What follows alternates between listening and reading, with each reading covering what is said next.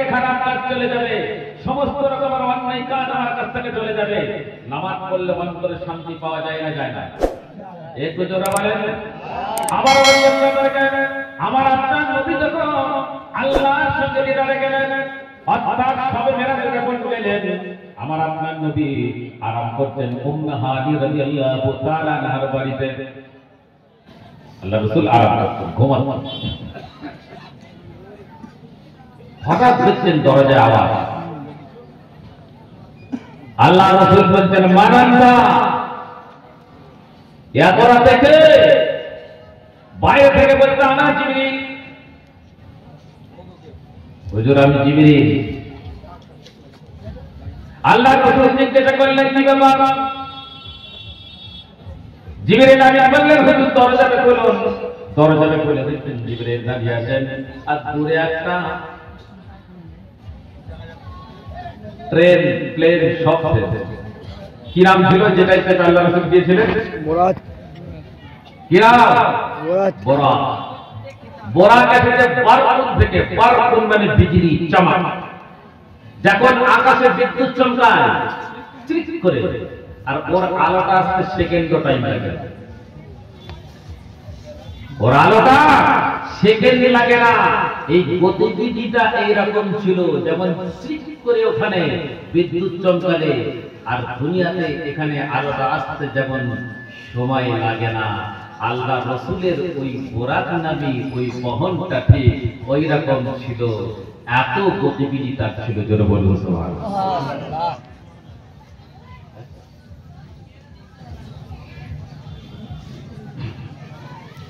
আল্লাহ রাসূল সাল্লাল্লাহু আলাইহি ওয়াসাল্লাম বার হয়ে জিজ্ঞাসা করলেন, কোথায় যেতে হবে? আল্লাহ রাসূলকে বলা হলো, আপনি তৈরি হয়ে যান।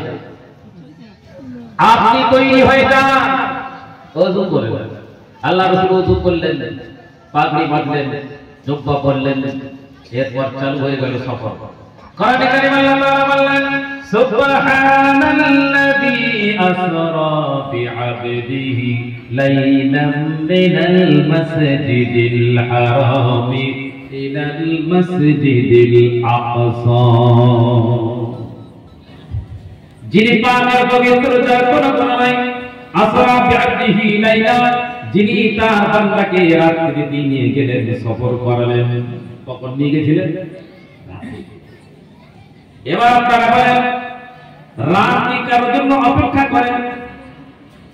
আপনি বসে আছেন 9টা থেকে 10:30 বেজে গেল, রাত্রি তো অপেক্ষা করিনি, রাত চলে যাচ্ছে, যাবে না? যাবে না। কিন্তু আমার আপনার নবী, দয়ার নবী, শেষ নবী, তার সম্মান আল্লাহ জানেন। আল্লাহ তাআলা বললেন, আমার হাবিবকে যে সময় নিয়ে যাচ্ছি, ওই সময় থেকে 101 সেকেন্ড আগে সময় তুই পারতে পারবি না, ওই জায়গাতেই সময় তুই এখন রুকে যা। একটু জোরে বলো সুবহানাল্লাহ। আল্লাহ তাআলা তার হাবিবের জন্য রাতকে রুকে দিলেন, যে আমার হাবিব যখন আমার কাছে আসবে, একটা একটা করে আকাশ ভ্রমণ করবে, সব নবীর সঙ্গে দেখা হবে, আর জান্নাত পরিদর্শন করবে, জাহান্নাম পরিদর্শন করবে, আমার সঙ্গে কথোপকথন হবে। সব হয়ে যাওয়ার পর যখন ঘুরে যাবে, আবার রাত যখন তুই চালু হতে থাকবি, তার আগে তুই চালু হতে পারবি না। জোরে বলুন সুবহানাল্লাহ। শুধু তাই নয়, আমার হাবিব ওযু করেছে, এই ওযুর পানিটা গড়িয়ে যাচ্ছে, ওই পানিটা তুই ঢুকে যা, আমি আবার আমার হাবিব আসার পর তুই পানিটা আবার গড়ানো শুরু হয়ে যাবি। এরপরে বলা হলো, আমার হাবিব এখানে ঘুমাচ্ছে, যেখানে ঘুমাই সেই জায়গাটা গরম থাকে না? থাকে না? সেই জায়গাটা গরম থাকে।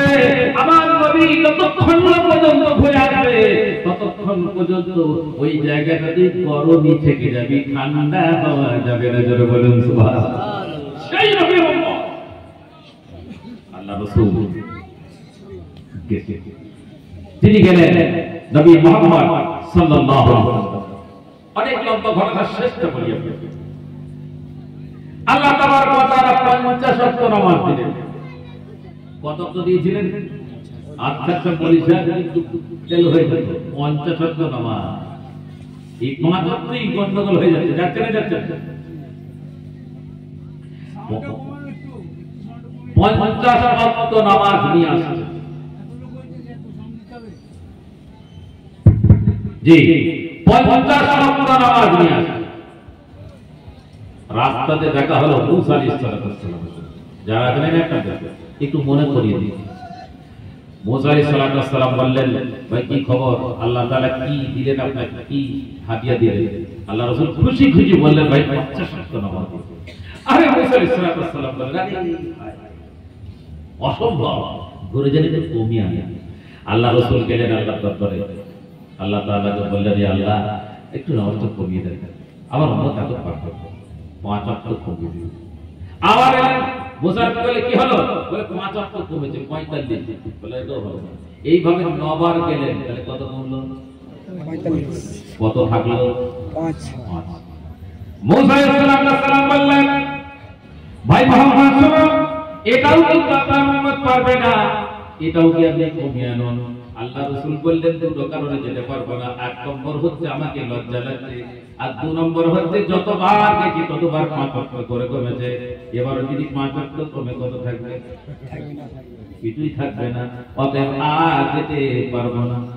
এইখানটা আমি স্টপ রাখলাম। আচ্ছা এবার বলেন যে মুসা আলাইহিস সালাম কেন কমাবার জন্য দাঁড়িয়েছে? দেখার জন্য। ওনার কোনো লাভ ছিল? আল্লাহকে দেখার জন্য, চোখে। ওনার উম্মতের কোনো লাভ ছিল? তো উনি কেন কমাবার জন্য দাঁড়িয়ে আছেন?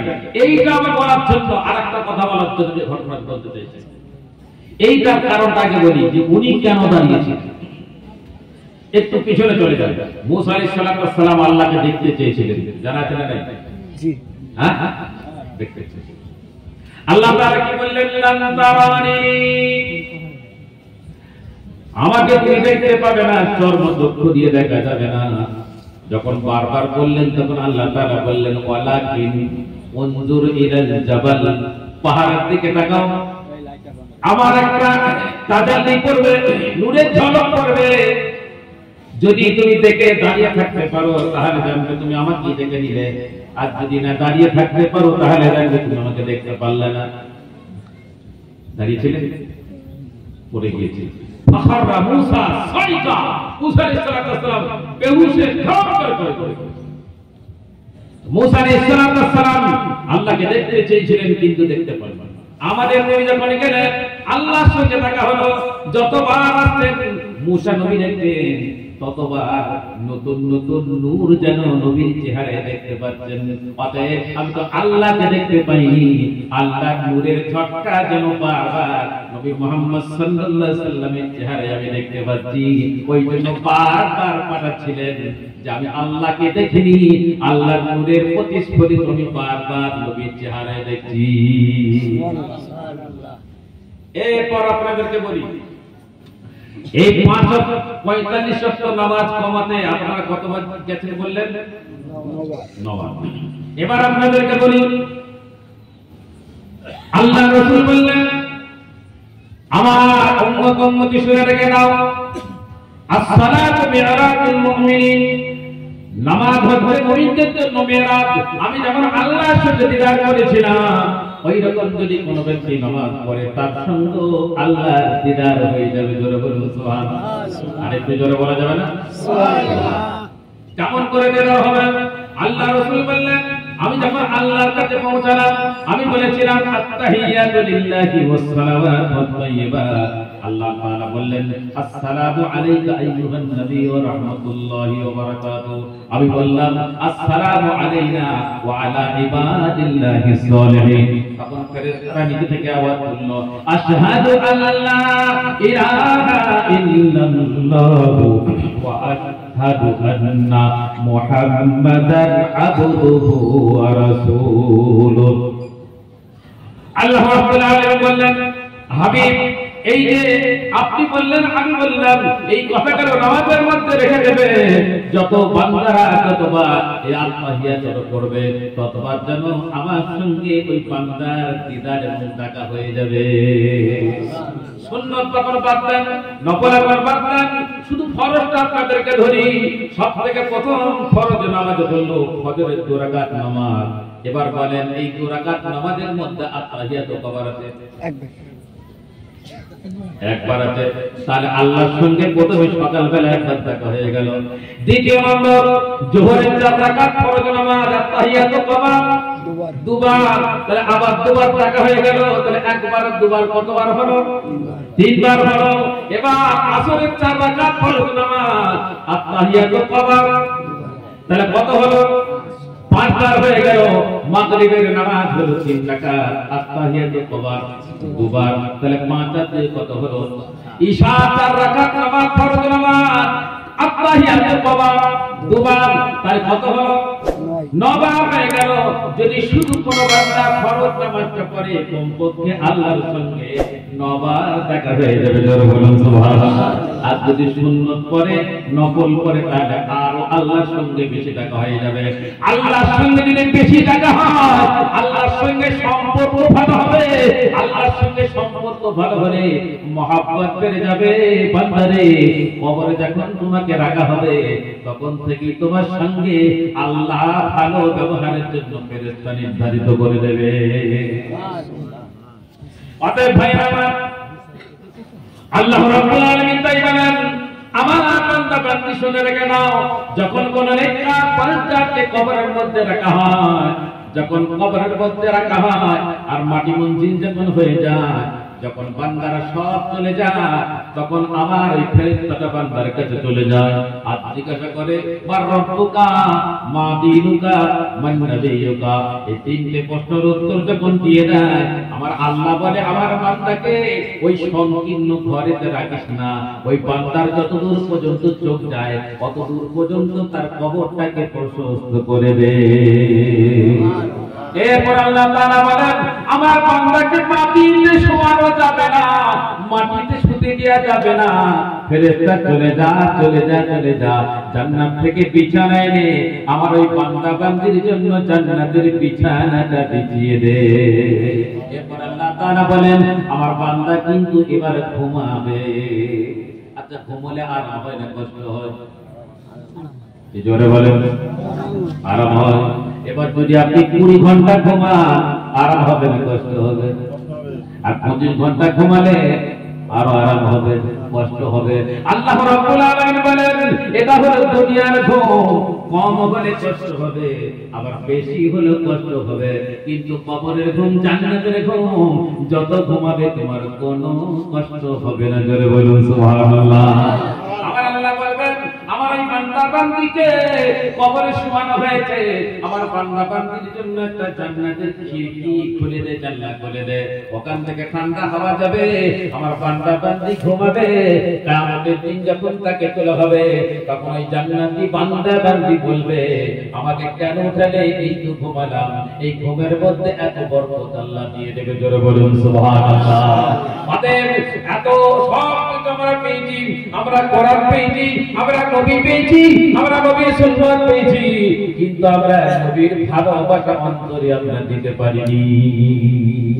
আমি এবছরে গিয়েছিলাম, আমি তায়েফ থেকে বলেছি, যেখানে নবীকে পাথর বর্ষণ করা হয়েছিল।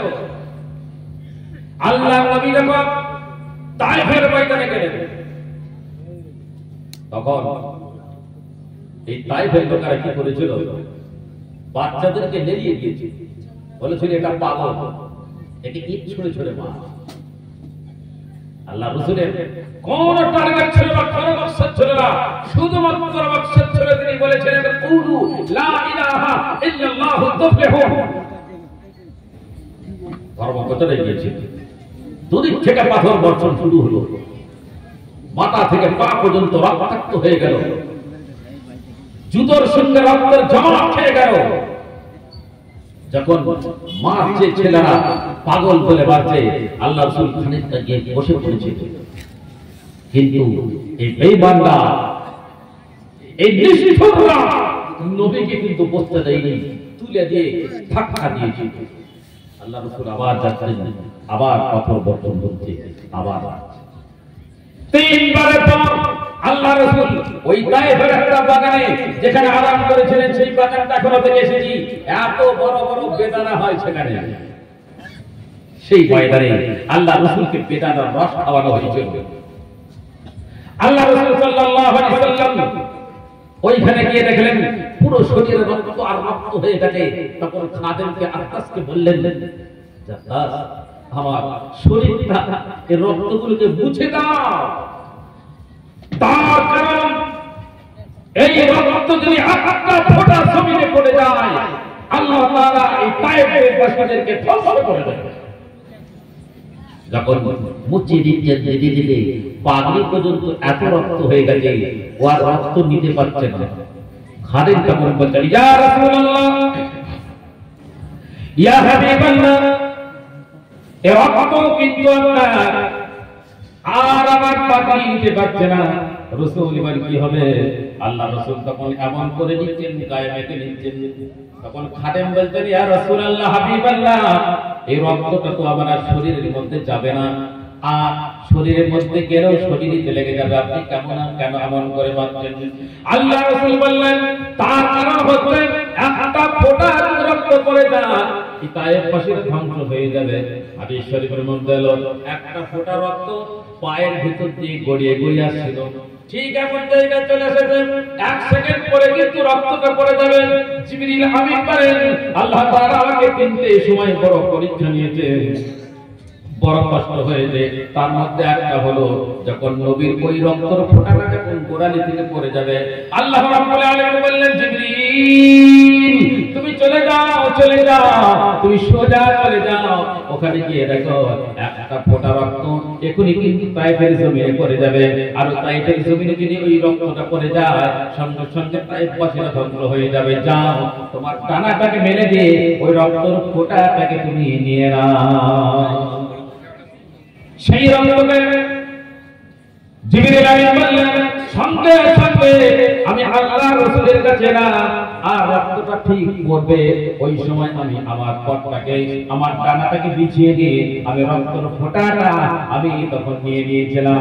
বন্ধু আমার শুনে রেখেছেন, নবী রক্ত দিয়েছেন, নবী সওয়াব দিয়েছেন, নবী মেহমান দিয়েছেন, সেই নবীর কাছে চলে গেছেন।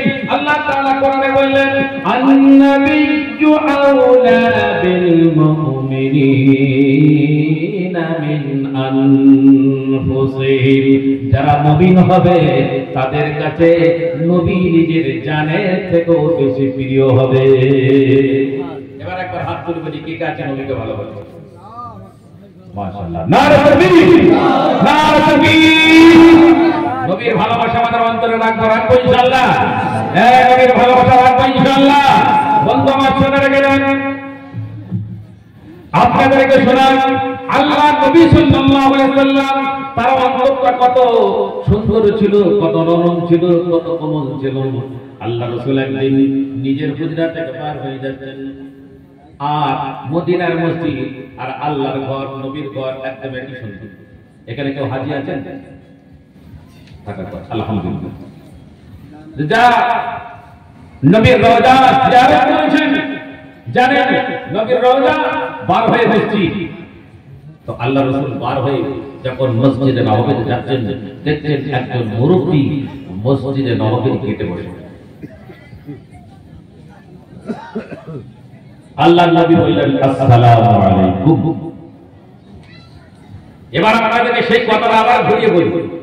সাহাবারা বলতেন যে আমাদের সঙ্গে নবীর যখন দেখা হতো, নবীকে আমরা সালাম দেবার আগে নবী আমাদেরকে আগে সালাম দিয়ে দিতেন। আর আমি বলি, স্যার কি মনে করি? আমি বলি, স্যার আমি সালাম দেবো তোমাকে, এতটাই একবার মনে করে নেবেন। সেই জন্য যে আগে সালাম দেবে তার সওয়াব বেশি না কম? আর যদি কেউ মনে করে সালামের দরকার নাই, সে সালাম নেবে। অতএব ভাইরা, আল্লাহ নবী সালাম দিলেন, মুসাফা করলেন, বললেন, মুরব্বী কোথা থেকে এসেছো? মুরব্বী বললেন, আমি একদম গ্রাম থেকে এসেছি। বলে, কি কারণ তুমি একবার বলো। ওই মুরব্বী বলছেন, ইয়া রাসূলুল্লাহ, হাবিবাল্লাহ, কোনো কারণ নাই, আমার বয়স হয়ে গেছে, আমি চলতে পারি না, আমি ভালো করে দেখতে পাই না, আমি শুধুমাত্র আপনার কাছে এসেছি আপনার দর্শন নেওয়ার জন্য, আর আপনার কাছে দোয়া নেওয়ার জন্য আমি এসেছি। আল্লাহ নবী দোয়া দিলেন, বারাকাল্লাহু ফি উমারিক, আল্লাহ যেন তোমার বয়সের মধ্যে বরকত দান করেন। এরপরে নবী বসে আর বসে থাকার সঙ্গে সঙ্গে কিছুক্ষণ পরে দেখলেন একটা যুবক ছেলে ছুটতে ছুটতে আসছেন, গলায় একটা গামছা রাখা আছে, একটা কাপড় রাখা আছে, রুমাল রাখা আছে। ওই ছুটে এসে ওই যুবকটা তার আব্বা চেহারাটাকে মুছিয়ে দিল ঘামগুলো। আরব তো গরম আছে, তো ঘামগুলো মুছিয়ে তারপরে পাগুলোকে মুছিয়ে দিল। এরপর তুলে নিয়ে চলে যাচ্ছে, কাঁধে তুলে নিয়ে আল্লাহ নবী আর দৃষ্টিতে তাকিয়ে আছেন। যখন চোখের আরাম হয়ে গেছে, আল্লাহ নবী তখন কাঁদতে শুরু করে দিয়েছেন, আস্তে আস্তে কাঁদছেন। এরপরে যত কান্না বেশি হচ্ছে তত চিৎকার করে কাঁদছেন। জোর করে যখন কেঁদে ফেলেছেন, আবু বকর সিদ্দিক চলে এসেছেন, ওমর ফারুক চলে এসেছেন, হযরত ওসমান গনি চলে এসেছেন, হযরত আলী চলে এসেছেন, হযরত বেলাল হাবশী চলে এসেছেন। সব এসে জিজ্ঞাসা করছেন, ইয়া রাসূলুল্লাহ কেন কাঁদছেন বলুন। ওমর ফারুক বলতেন, হুজুর একবার বলুন, তলবার দিয়ে তার গর্দানটাকে ফেলে দেব। আল্লাহ রাসূল কোনো কথা বলতেন না, দীর্ঘক্ষণ ধরে কান্না করছেন, কেঁদে যাচ্ছেন। অনেকক্ষণ কান্না করে আল্লাহ রাসূল চুপ করলেন আর বললেন, ও আবু বকর রে, আমাকে কেউ অন্যায় কিছু বলেনি, ওমর আমাকে কেউ কটু কথা বলেনি, আলী আমাকে কেউ বেয়াদবি করেনি। আমার সাহাবীরা শুনে রেখে দাও, এমন একটা দৃশ্য দেখলাম, এই দৃশ্যটা দেখার কারণে আমি কাঁদতে বাধ্য হয়েছি। ওই একটা মুরব্বি এলাম, ওই মুরব্বি দেখা করেছেন, তারপরে দেখলাম তার যুবক সন্তানটা তার মুখটাকে মুছিয়ে দিল, পা দুটোকে মুছিয়ে দিল, আর কাঁধে করে তুলে নিয়ে চলে গেল। আমি দেখে দেখে চিন্তা করলাম, হায় রে, আমি বড় হতভাগা। আজকে যদি নবী মুহাম্মদ সাল্লাল্লাহু আলাইহি ওয়াসাল্লামের আব্বা বেঁচে থাকতো, আজকে যদি মা বেঁচে থাকতো, আমি নবী ওই রুমাল দিয়ে নয়, নিজের পাগড়িটা দিয়ে আব্বার পা দুটোকে মুছিয়ে আমি ধন্য হতাম। কিন্তু আমি আব্বাকে মাকে পাইনি বলে আমি আজকে কাঁদতে শুরু করেছি। বন্ধু আমার, নবী কিন্তু বাবাকে পাইনি বলে কেঁদেছে, আর আজকে আমরা বাবা মা পাওয়ার পরও বাবার সঙ্গে এমন ব্যবহার করি যে আমার জাহান্নামটাকে আমি কিনে নিই আর জান্নাতটাকে আমি হারাম করে ফেলে দিয়েছি। আমি একটা জানাজায় গিয়েছিলাম, জানেন, একটা হায়ার করে নিয়ে গেল যে হুজুর চলুন আপনাকে জানাজা পড়াবো। জায়গাটার নাম বলবো না, আপনারা তো খুব কাছাকাছি। তো আমি গেলাম, দেখছি লাশটাকে গোসল দিয়ে কাফন পরিয়ে মুখটাকে বার করে রেখে গেলাম, দেখলাম, দোয়া করলাম আল্লাহ জান্নাত দিতে। একটা ছেলে দেখছি খাটিয়ার পাটা ধরে বসে আর কাঁদছে। তো আমি ছেলেটাকে প্রথম দেখলাম জর্জর কাঁদছে, খাটিয়ার তো ঘরের ভেতরে গিয়ে বসলাম, বসে আমি বলছি, ভাই ওটা কি? বসে বসে বলছে অনেক ছোট ছিল। আমি ভাবলাম বাপকে ভালোবাসে, তাই বললাম ওরা কাঁদতে দিচ্ছেন, তুলে নিয়ে আসেন। তো সন্তান তো কাঁদছে। একজন বলছে, হুজুর শোনো, ওই এমনি কাঁদছে না, কারণ বলছে বাপের সঙ্গে 10 বছর কোনো কথা ছিল, এখন মরে গেছে, খাটিয়ার পা ধরে। এই যদি আমাদের সন্তানের চরিত্র হয়, এই বাচ্চা অতএব শুনে রাখেন, নবী নয় শুধু আমাদের নবী মুহাম্মদ সাল্লাল্লাহু আলাইহি ওয়াসাল্লাম নয়, আল্লাহ তাআলা খোদ কোরআনের মধ্যে বলেন, আল্লাহ রাব্বুল আলামিন বললেন, ওয়া'বুদুল্লাহা ওয়া লা তুশরিকু বিহি শাইআন ওয়া বিল ওয়ালিদাইনি ইহসানা। আল্লাহ তাআলা বলছেন, আমার ইবাদত করো, আমার সঙ্গে কাউকে অংশীদার বানিও না, আর তোমরা বাবার সঙ্গে উত্তম এবং ভালো ব্যবহার করো। আল্লাহ রাসূল বললেন, তোমার আব্বা যদি তোমার উপর খুশি থাকে, তোমার মা যদি তোমার উপর খুশি থাকে, আমি নবী তোমার উপর খুশি হয়ে যাব। আর আমার নবী যদি তোমার উপর, আমি যদি খুশি হয়ে যাই, আমার আল্লাহ তোমার উপর খুশি হয়ে যাবে। আর আমার আল্লাহ যদি তোমার উপর খুশি হয়ে যায়, তোমার ঠিকানাটা জান্নাত হয়ে যাবে। আর দ্বিতীয় নম্বর শোনো, যদি তোমার আব্বা এবং মা তোমার উপর নারাজ থাকে, আর নারাজ থাকার কারণে শুনে রেখে দাও, আমি নবী পর্যন্ত নারাজ হয়ে যাব। আর আমি নবী যদি তোমার উপর নারাজ হয়ে যায়, আমার আল্লাহ তোমার উপর নারাজ হয়ে যাবে। আর আমার আল্লাহ যদি নারাজ হয়ে যায়, তোমার ঠিকানাটা জাহান্নাম হয়ে যাবে। জোরে বলেন নাউজুবিল্লাহ। অতএব ভাইরা আমার, আল্লাহর ইবাদত করব, রাসূলের ইত্তেবা করব, আর বাবার সঙ্গে ভালো ব্যবহার করব। এই করব ইনশাআল্লাহ। আল্লাহ রাব্বুল আলামিন তিনটে দোয়া শিখিয়ে দিয়েছেন করেন। কটা বললাম না? আরেকটু জোরে বলেন। তিনজনের জন্য তিনটে দোয়া। প্রথম নাম্বার দোয়া নিজের জন্য, যে দোয়াটা চাইলেন আদম এবং হাওয়া, দুজনকে দুপ্রান্তে ফেলে দেওয়া হলো। কাঁদতে কাঁদতে কাঁদতে কাঁদতে যেদিন দেখা হলো, ওই জায়গাটার নাম কি বলতে পারে? আরাফাতের ময়দান। কোথায়? আরাফাতের ময়দান। এবং ওইখানে একটা ছোট্ট পাহাড় আছে, ওই পাহাড়টার নাম হলো জাবালে রহমত। জাবাল মানে পাহাড়, আর রহমত মানে দুজনের যখন দেখা হলো, আদম নবী বলেন হাওয়া রে, এতদিন তুমি কেঁদেছো, আমি কেঁদেছি, একা একা কেঁদেছি। অতএব আজকে আসো দুজনাই মিলে আল্লাহর কাছে কাঁদি। দুজনাই মিলে আল্লাহর কাছে কাঁদছে, দোয়া করতে, রব্বানা যালামনা আনফুসানা ওয়া ইল্লাম তাগফির লানা ওয়া তারহামনা লানাকুনান্না মিনাল খাসিরিন। দুজনাই মিলে হাত তুলে দোয়া করতেন, রব্বুল আলামিন, আমরা দুজনাই অন্যায় করেছি, জুলুম করেছি, যদি আমাদেরকে ক্ষমা না করেন আর আমাদের উপর যদি দয়া না করেন, আমরা কিন্তু ক্ষতিগ্রস্তর মধ্যে পড়ে যাব। আল্লাহ তাআলা গায়েবে আওয়াজ দিয়ে বলতেন, আদম হাওয়া, এতদিন তোমাদের পরীক্ষা চলেছে, আজকে আমি আল্লাহ তোমাদের দুজনাকে পাস করিয়ে দিলাম। জোরে বলুন সুবহানাল্লাহ, নারে তাকবীর। আল্লাহ রাব্বুল আলামিন বললেন, ও আদম শোনো, হাওয়া শোনো, গায়েবে আওয়াজ দিয়ে বললেন, এতদিন তোমাদেরকে আমি ক্ষমা করিনি, এতদিন আমার করুণা তোমাদের উপর করিনি, আজকে তোমরা দুজনাই সম্মিলিতভাবে যখন দোয়া করেছো, আজকে আমি তোমাদের দুজনাকে ক্ষমা করে দিলাম। আরেকবার জোরে বলুন সুবহানাল্লাহ। খুশি হয়ে গেলেন। এরপর আল্লাহ তাআলা আবার আওয়াজ দিলেন, আদম হাওয়া শোনো, আমি শুধু তোমাদের দুজনকে ক্ষমা করিনি, এই দোয়াটা পরে যদি তোমার কোন সন্তান কিয়ামত পর্যন্ত আদম সন্তান যদি গুনাহ করার পর এই দোয়াটা যদি অন্তর থেকে আমার কাছে বলে, আমি তাদেরকেও ক্ষমা করে দেব। জোরে বলুন সুবহানাল্লাহ।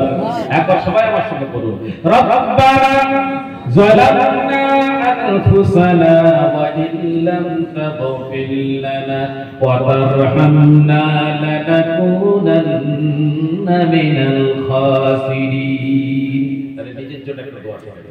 দ্বিতীয় নম্বর দোয়া, আল্লাহ রাব্বুল আলামিন বলেন, যতদিন বাপ তোমার জন্য বেঁচে থাকবে, মা বেঁচে থাকবে, তাদের খেদমত করো। এবার যদি বাপ পাকে দুনিয়া থেকে চলে যাবে, চলে যাবার পর আল্লাহ দোয়া শিখিয়ে দিলেন, এমন দোয়া তুমি বাপ মার জন্য করো, আমি আল্লাহ তোমার বাপ মাকে আমি নাজাত দান করব। ওই দোয়াটা শেখানো হলো, রব্বিরহামহুমা কামা রব্বায়ানি সগীরা। আল্লাহ রাব্বুল আলামিন বললেন, যখন তোমার বাপ দুনিয়া থেকে চলে যাবে, তোমার আব্বা যখন দুনিয়া থেকে চলে যাবে, বান্দারে নামাজ পড়ো, আর তুমি দুরূদ শরীফ পড়ো, তুমি কোরআন পড়ো, আর কবরের কাছে দাঁড়িয়ে হোক আর তুমি নামাজের পরে হোক, হাত দুটো তুলে যদি তুমি একবার আল্লাহকে বলো, রব্বিরহামহুমা কামা রব্বায়ানি সগীরা, আমি আল্লাহ তোমার আব্বা মাকেও ক্ষমা করে দেব। জোরে বলুন সুবহানাল্লাহ। দ্বিতীয় নম্বর হলো বাবার জন্য। তৃতীয় নম্বর দোয়া আল্লাহ রাব্বুল আলামিন শেখালেন, তৃতীয় নম্বর দোয়া তোমাকে শিখিয়ে দিলাম, সেটা হলো তোমার স্ত্রী আর তোমার সন্তানের জন্য একটা দোয়া আমি আল্লাহ শিখিয়ে দিয়েছি। সেই দোয়াটা হলো, রব্বানা হাব লানা মিন আজওয়াজিনা ওয়া যুররিয়াতিনা কুররাতা আয়ুন ওয়াজআলনা লিল মুত্তাকিনা ইমামা। আল্লাহ রাব্বুল আলামিন বললেন, আমার কাছে দোয়া দাও তোমার স্ত্রীর জন্য, তোমার সন্তানের জন্য।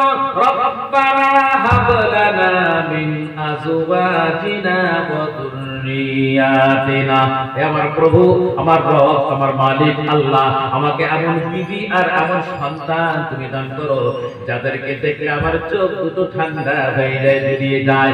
আর আল্লাহ এদেরকে মুত্তাকি বানিয়ে এই মুত্তাকিদের ইমাম আর নেতা তুমি আমাকে করে দাও। এই দোয়া চাইবো ইনশাআল্লাহ। এরপরে আরেকটা আমি কথা বলবো, আশা করি এরপরে বক্তব্য আমার পরের বক্তা এসে যাবে খুব তাড়াতাড়ি।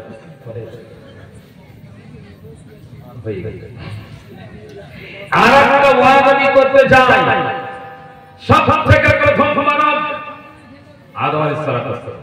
আদম আলাইহিস সালাতু ওয়াস সালামের কোনো আব্বা ছিল? কথা বলে না কেন? না। মা ছিল?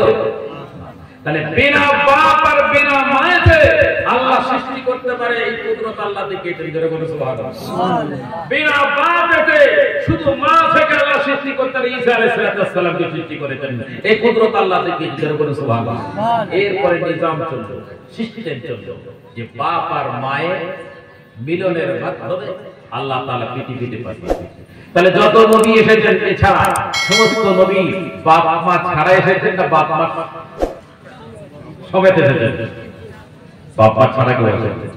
প্রত্যেকটা নবী বাপ মা ভায়া হয়ে এসেছেন। প্রত্যেকটা ওলি, প্রত্যেকটা কুতুব, প্রত্যেকটা আবদাল, প্রত্যেকটা মুহাদ্দিস, প্রত্যেকটা হাজী, প্রত্যেকটা আলেম, সমস্ত মানুষ পৃথিবীতে বাপ মার মাধ্যমে, ঠিক না বেটি? তাহলে এখন যদি আমি মনে করি একটা সন্তান আমার ভালো হোক, একটা মেয়ে আমার ভালো হোক, একটা নেককার পরিবার মেয়ে হোক, একটা নেককার সন্তান হোক, তাহলে তার আগে আমার কি আমার স্ত্রীকে ভালো হতে হবে, বাপ মাকে ভালো হতে হবে। তাই আমার মায়ের অনেকক্ষণ ধরে বসে আছে, বসে বসে মনে মনে করছে মোহন সাহেবরা সব ওদেরই ওয়াজ করছে, আমাদের এখানে কিছু বলছে মায়েরা চলে রেখে দেয়।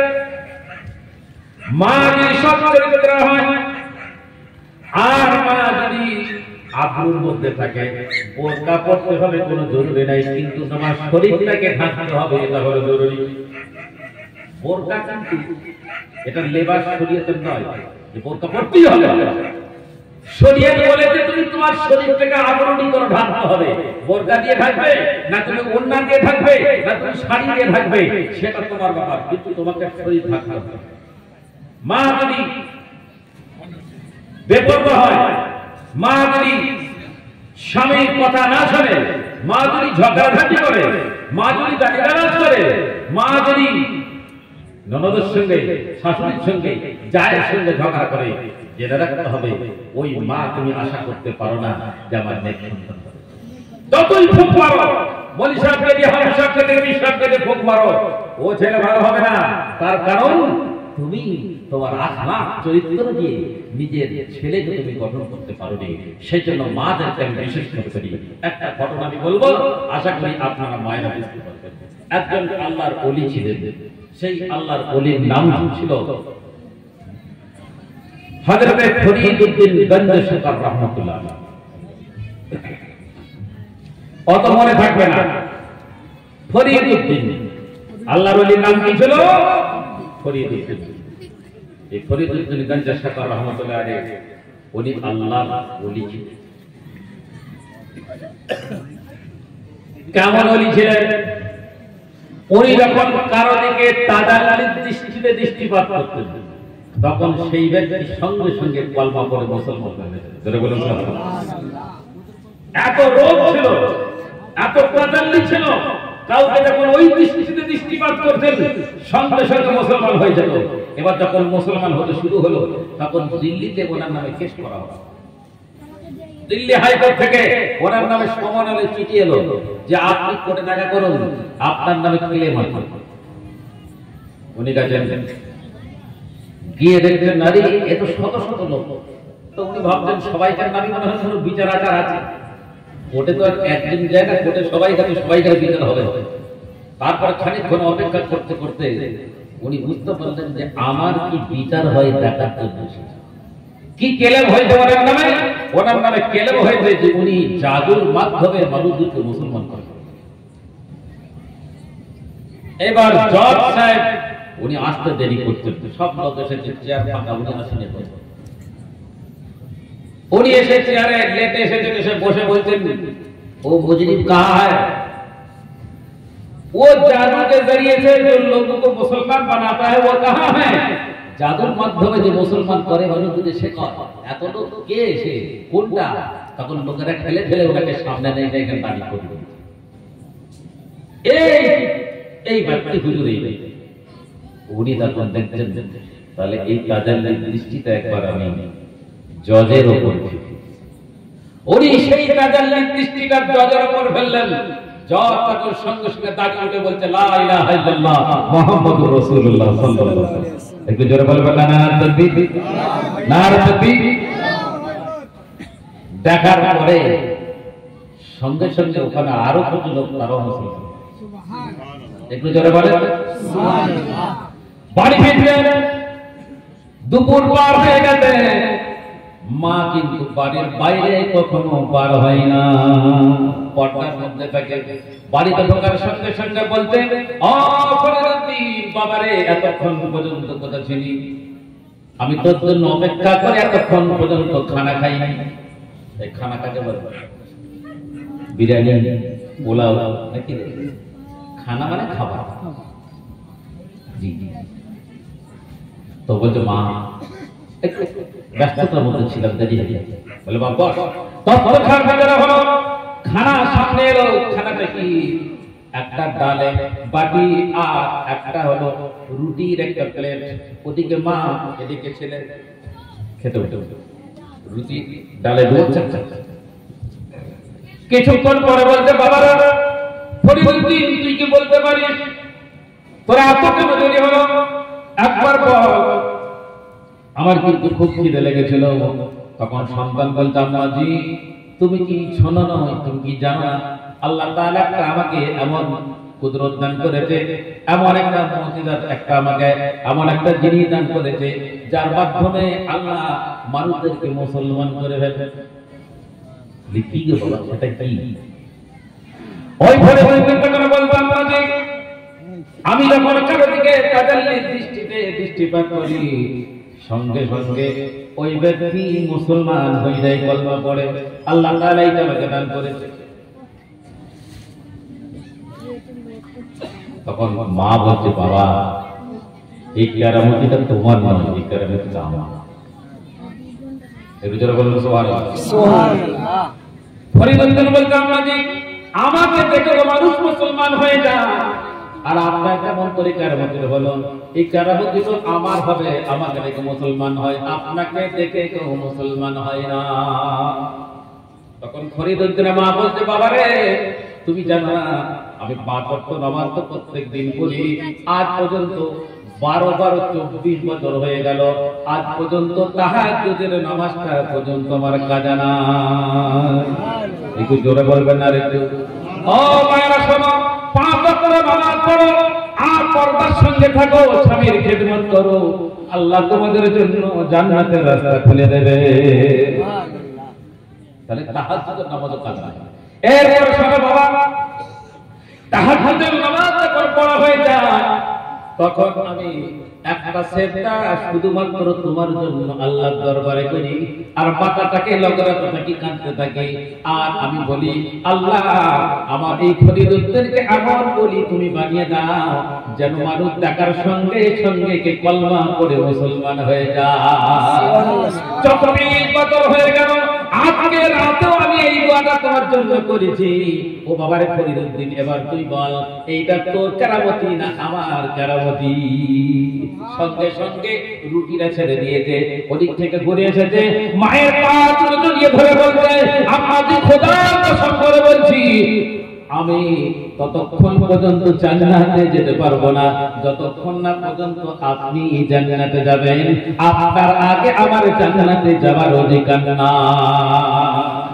অতএব মা শুনে রেখে দাও, মা যদি হতে চাও ফরিদুদ্দিনের মায়ের মতো মা হয়ে যাও, মা যদি হতে চাও মায়েশার মতো মা তুমি হয়ে যাও, মা যদি হতে চাও মা ফাতেমার মতো মা তুমি হয়ে যাও, মা যদি হতে চাও মা খাদিজার মতো মা তুমি হয়ে যাও।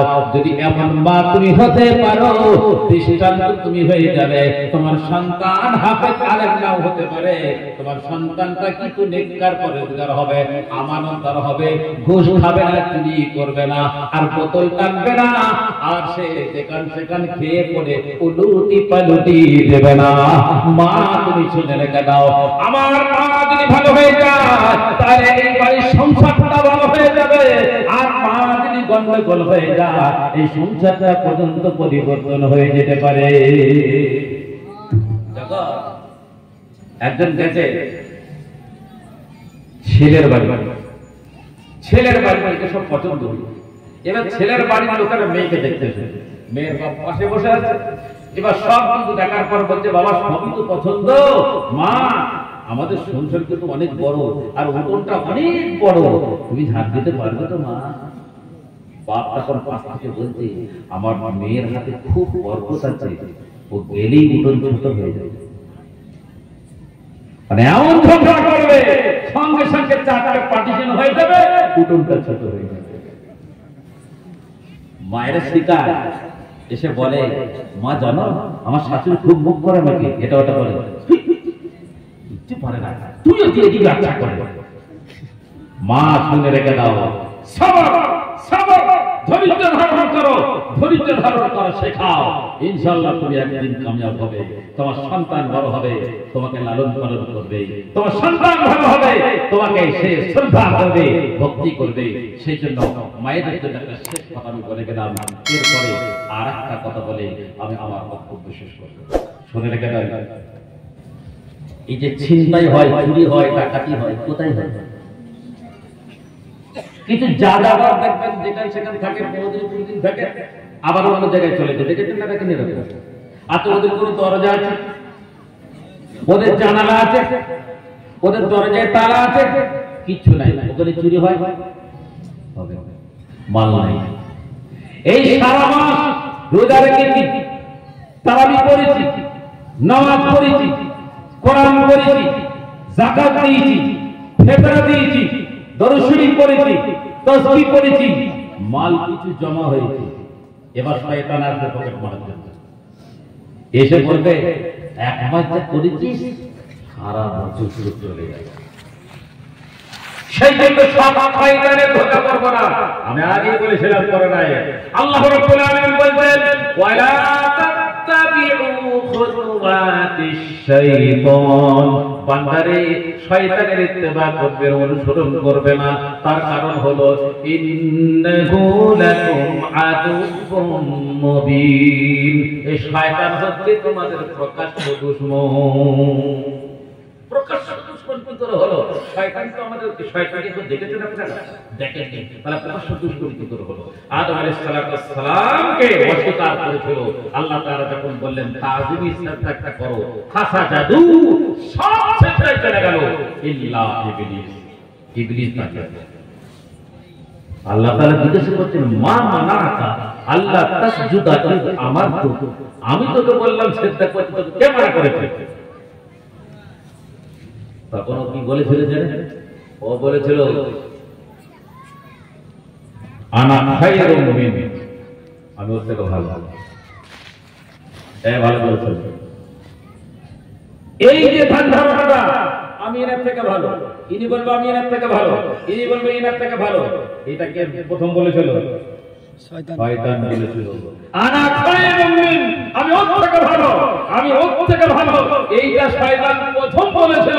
অতএব যাদের মনে মনে হয় আমি নামাজ পড়ি, আমি ওর থেকে ভালো, আমি রোজা রাখি, আমি ওর থেকে ভালো, আমি কোরআন পড়ি, আমি ওর থেকে ভালো, শুনে রাখে নাও, শয়তান তোমাকে ভালো একদম বলবে এই কথাটা। তুমি নামাজ পড়ছো, তোমার জন্য পড়েছো, জানো না তোমার নামাজটা হয়েছে না হয়নি, এটাও তোমার জানা না। নামাজ পড়ছো, আল্লাহ শুকরিয়া আদায় করো, অন্য ভাইয়ের জন্য দোয়া করো, তাকে নামাজের জন্য। অতএব ও বলেছিল কি, আনা খায়রুম মিন, আল্লাহ বলছে কেন রে, তুই তো ভালো কি করে হলি? বলছে খালাকাতানি মিন নারিন ওয়া খালাকাতাহু মিন তিন, আমাকে আগুন থেকে সৃষ্টি করলেন, ওকে মাটি থেকে সৃষ্টি করেছেন। আগুন হচ্ছে ঊর্ধ্বগামী, আর মাটি ছুঁড়ে দিলে নিচের দিকে চলে আসে নিম্নগামী। অতএব আমার থেকে ওর দাম বেশি হতে পারে না, আমি হচ্ছি ওর থেকে ভালো। আল্লাহ তাআলা কি বলেছিলেন? আল্লাহ তাআলা বললেন, ক্বালা ফাখরুজ মিনহা, দূর হয়ে যা, ফাখরুজ মিনহা, বেরিয়ে যা এখান থেকে, ফাইন্নাকা রাজিম, আজ থেকে তুই রাজিম, আজ থেকে শয়তান, আজ থেকে ইবলিস। সেই জন্য আমি কখনো মনে করব না যে আমি ওর থেকে ভালো, আমাকে বলবে কে ভালো, হ্যাঁ? আমাকে দুধ আর চিনি এটা অন্য কারো মিষ্টি লাগে। আপনি গ্রামের মধ্যে ক নম্বর, 1 নম্বর না 2 নম্বর না 3 নম্বর না 4 নম্বর, এটা ক্যানভাস করার দরকার নাই। আপনার আখলাক, আপনার কথাবার্তা, আপনার লেনদেন, আপনার মুআমালা, আপনার মুআশারা, আপনার চলাফেরা, আপনার তাকানো, আপনার বচনভঙ্গি, এটা আল্লাহ তাআলা মানুষের দ্বারা করিয়ে দেবে, এই মানুষটা ভালো। অতএব আল্লাহ রাব্বুল আলামিনের কাছে আমরা কামনা করব, আমরা এটাই চাইবো যে আমরা যেন আল্লাহর কাছে প্রিয় হতে পারি। আল্লাহর কাছে প্রিয় হয়ে যাবে, আল্লাহ তাআলা পৃথিবীর মানুষদের অন্তরে দিয়ে দেবে আমার কাছে ভালো, তোরাও থেকে ভালো মানুষ। জোরে বলুন সুবহানাল্লাহ, আরেকটু জোরে বলুন সুবহানাল্লাহ। অতএব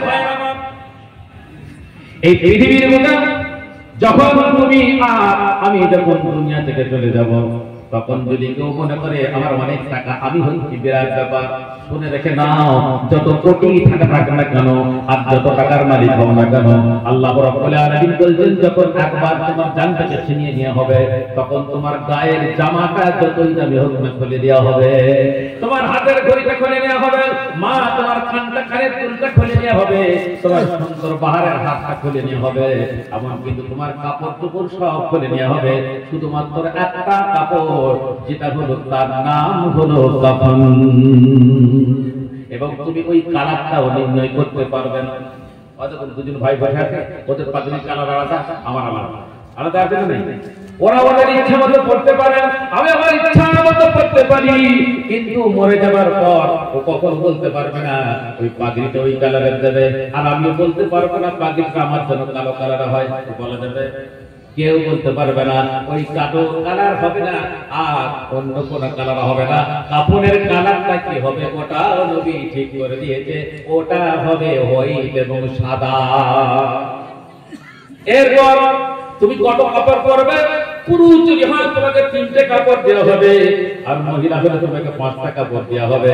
অতএব ইমাম সাহেবকে যদি তুমি পটিয়ে পাঠিয়ে রাজি করো, তবু তুমি 5টার বেশি কাপড় পাবে না, আর তুমি 3টের বেশিও কাপড় পুরুষ তুমি পাবে না।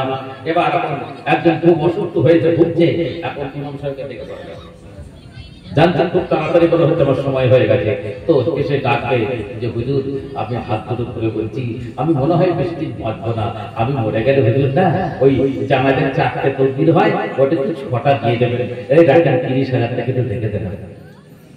ইমাম সাহেব যদি টাকাটা রেখেও দেয়, তবুও ও 6টা তকবীর দিতে পারবে না, পারবে? যদি দেয় যদি থেকে লোকমা হবে, আল্লাহু আকবার, কটা তকবীর হবে? 4টা তকবীর। মৌলী সাহেব হলে 4টে, পীর সাহেব হলেও 4টে, নেতা হলেও 4টে, আর যদি মহিলা হয় তারও হবে 4টে, যদি নামাজ পড়ে তারও হবে 4টে, আর যদি নামাজ না পড়ে তারও হবে 4টে। এর বেশি আর এর কম তুমি দিতে পারবে না। তবে আমার নবী বলেছেন, বান্দারে ঈমান যদি তোমার থাকে তুমি জেনে রেখে দাও, সবথেকে প্রথম তুমি নামাজ পড়ছো না পড়নি, তুমি রোজা রেখেছো না রাখনি, এটা বড় কথা নয়। তুমি যদি মুসলমান হয়ে থাকো, সবথেকে প্রথম তুমি মরে গেলে আল্লাহ তাআলা তোমার জন্য দুনিয়ার আগুনটাকে হারাম করে দেবে। এটি জোরে বলা যাবে না সুবহানাল্লাহ? কিরকম করে? এখন ধরুন একজন 5 ওয়াক্ত নামাজ পড়ে না, শুধু জুম্মার দিন নামাজ পড়ে, এখন ও মরে গেলে ওকে পোড়াবে না, ওকে কবর দেবে। কবর দেবে, এই কথা বলে না কেন? কবর দেবে, কবর দেবে। এখন কেউ বলবে নাকি নামাজ পড়তো না, কি গোসল দেওয়া যাবে না, ওকে কাফন পরানো যাবে না। বন্ধু আমার শোনা লাগে না, যদি কোন ব্যক্তি এমন ব্যক্তি মারা যায় যে নামাজও পড়ে না, কিছু করে না, কিন্তু মুসলমান থাকার কারণে ওই ব্যক্তিকে সবথেকে প্রথম দুনিয়ার আগুন থেকে তাকে বাঁচিয়ে নেওয়া হবে। আর একবার করে বলুন সুবহানাল্লাহ। আমাদের পাশাপাশি থাকা ভাই ব্যানার্জি, চ্যাটার্জি, মুখার্জি, এদের যখন মৃত্যু হবে, যত কোটি টাকার মালিক হবে তত তাকে ভালো করে পড়ানো হবে। এই ঠিক না? এখন যদি কেউ ধরুন 1 লাখ টাকার মালিক, সে মরে গেলে যে ঘি দেওয়া হবে, 1 কেজি ঘি দেওয়া হবে। আর যদি 1 কোটি টাকার মালিক হয়, 1 কেজি ঘি তার হবে? হবে। অতএব ওকে আরো বেশি ঘি দিয়ে ভালো করে পড়ানো হবে। মুসলমান, তুমি নামাজে ছিলে না ছিলে না, তুমি নামাজ পড়তে না পড়তে না, রোজা রাখতে না রাখনি, এটা বড় কথা নয়। ওই দিন তোমার কমপক্ষে ওই দিনকে তোমাকে এই সম্মানটা জানানো হবে যে তুমি একজন মুসলমান হওয়ার কারণে তোমাকে গোসল দেওয়া হবে, তোমাকে দাফন করা হবে, ওই দুনিয়ার আগুনে তোমাকে পড়ানো হবে না। জোরে বলুন সুবহানাল্লাহ। যাই হোক, এত এতক্ষণ পর্যন্ত বিক্ষিপ্তভাবে আলোচনা করেছি। দোয়া করি আপনারা দোয়া করেন, যদি কোনো রকমের মিস্টেক আলোচনা হয়ে যায় আল্লাহ আমার এবং আপনার মাথা থেকে যেন মুছে দেয়। সঠিক কোরআন ভিত্তিক যে আলোচনা হয়েছে আল্লাহ আমাকে এবং আপনাদের সকলকে আমল করার তৌফিক দান করেন। আমিন। ওয়া আখিরু দাওয়ানা আলহামদুলিল্লাহি রাব্বিল আলামিন। আসসালামু আলাইকুম।